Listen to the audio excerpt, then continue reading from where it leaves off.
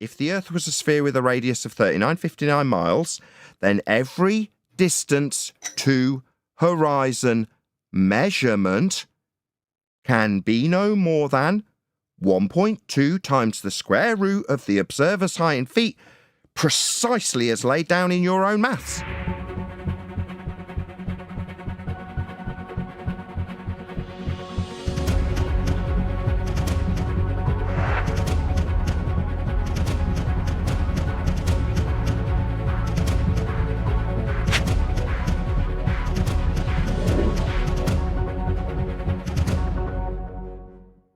Hello, Nathan. How are you doing?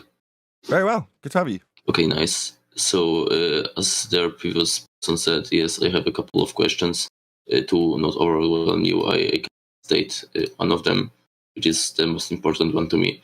So, the most prominent argument that is supposed to be at the back of the globe is supposed to be the black swan. So, how would you address the common globe objection that it ignores the atmospheric refraction? Not part of the claim. The claim is about the horizon.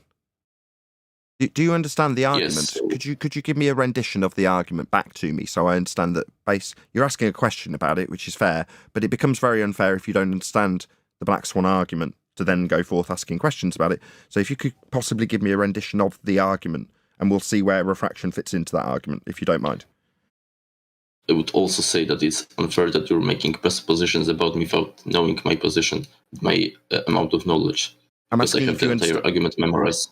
Yeah, if you're responding to that argument with an objection, I'd really hope that you understood the argument to have an objection to it. And I'm trying to establish if your objection that you have raised, I already will now state explicitly, means that you don't understand the argument, and therefore I'm going to assume that that's why you can't give me a rendition of it. Therefore, I'm going to call your objection void, because it has nothing to do with the argument. The argument, which I will now give you a rendition of, is as follows. If the Earth was a sphere with a radius of 3959 miles, then every distance to horizon measurement can be no more than 1.2 times the square root of the observer's height in feet, precisely as laid down in your own maths. And we show that the distance to horizon measurement in the black swan is beyond the geometry laid down in your maths. Ergo, the horizon's not a physical geometric hill, because it's beyond where the geometry says it would be. So given that we're arguing about a measurement of a geometric position claimed to be an Earth curve hill, how does that have anything to do with refraction when we're talking about measuring a physical geometric sphere edge in its geometric location as asserted by your geometric maths? Where's refraction even come into that? I'm confused. It's because it's a stupid question that has no bearing on the argument. Just so we're clear. You didn't understand the argument. I'm going to continue explaining that you did not understand the argument. Therefore, your stupid question was irrelevant.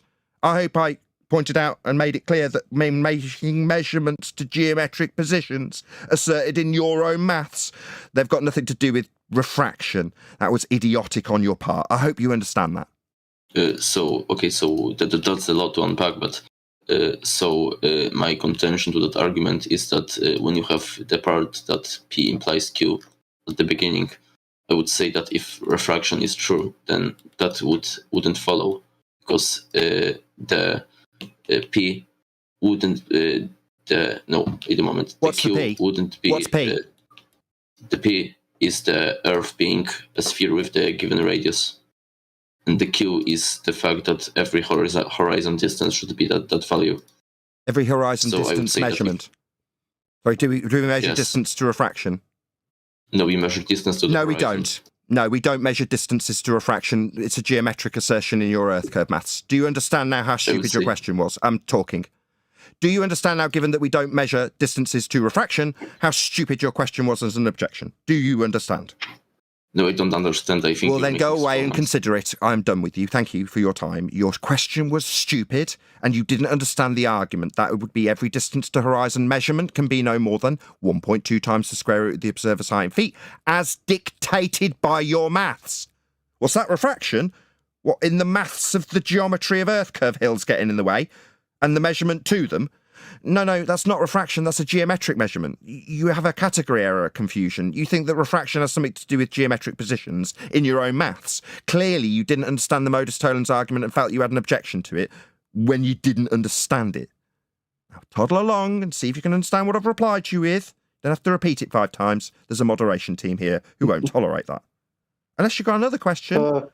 Why does your black swan argument rely on an assumption that light travels in straight lines, which at the same time is debunked by the source video showing bendy crane? No, it's not our claim. People love to think that it's us asserting this.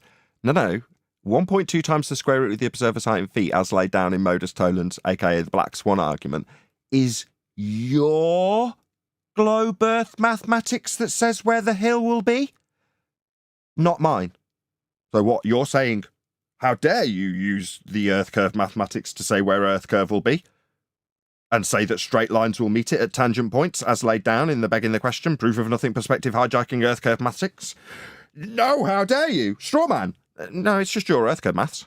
You don't have to like it. You can tell me that I'm assuming straight lines to tangent points that are laid down quite clearly in the earth curve maths. You can tell me it's a straw man, but it's just your earth curve maths that we've debunked. You don't have to like it. You can tell me that it's me and my straight lines in your earth curve maths, but it isn't. It's yours. You require tangent points to geometry to make the earth curve maths assertion. To tell me that you don't have straight lines is nonsensical for your own claim, because that's what your own claim says when it lays down quite explicitly that earth curves positioned in physical geometry at 1.2 times the square root of the observer's height in feet, when you draw a tangent derived from a flat plane. That would be the differential between surface level in earth curve maths. That's a straight line, by the way. It's not my straight line, it's yours. It's labelled surface level in earth curve maths. It's the flat earth that you need to make this claim of a tangent point. That's also a straight line, by the way. It's the tangent point marked with the next labelled horizon in your earth curve maths. That straight line, what? How dare I say it's straight? Get on with you here, clown. You better learn your own claim. You need straight lines for your claim of a tangent point earth curve edge marked with an X and labelled horizon. How dare I say it's straight? No, modus tollens makes your claim explicit. We love it when you tell us your own claims as straw man, though. It really does amuse us. How dare we say there's straight lines in your maths? Yeah, how dare we?